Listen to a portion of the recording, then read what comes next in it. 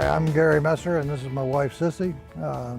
We moved here about a year ago, and during a home inspection, it came up that we needed a new roof. Talked to a gentleman across the street. He had a roof done by a company and got a bid from them, and then found out that down the street, one of the people that lived there, one of the men, actually worked for J. Adams Roofing. So I got a bid from them and met Joe, and Joe's bid was very, very, very good. We had had a roof done at our other house, and I called that gentleman, and he kept promising me he was going to come out and give me a bid and give me a bid, and unfortunately he never showed up. And I gave him over a month to come out and give us the bid, which he never did. Having grown up in a construction family, all the roofers I had known in the past had all retired. And my neighbor had used a roofer, which the language was so bad from his workers, I had to keep my windows closed during the day. So I would never have used that company. We called several people, including J. Adams, and the gentleman he sent out for the estimate seemed much more professional. His crew were very professional. They cleaned up every day, which with most women, that's the most important thing with a new roof. They didn't mess up my flowers.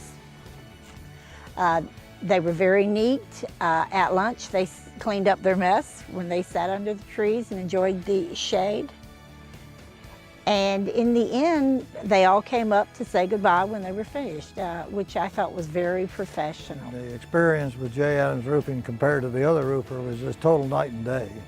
J. Adams Roofing, they were on the job every morning. The one day it was going to rain, they made sure everything was covered on the roof and the roof was secure. I had a concern about our screen enclosure over our swimming pool as far as the ripping of the screen or damage to it. And they assured me no, that they would put up pieces of plywood, which they did, 8x sheets of plywood on each panel of the screen that protected the screen completely. I was concerned about the gutters being full of trash after they were done. They blew out with blowers every gutter in the house. I was concerned about the air conditioning. They covered those just like they covered the hedges.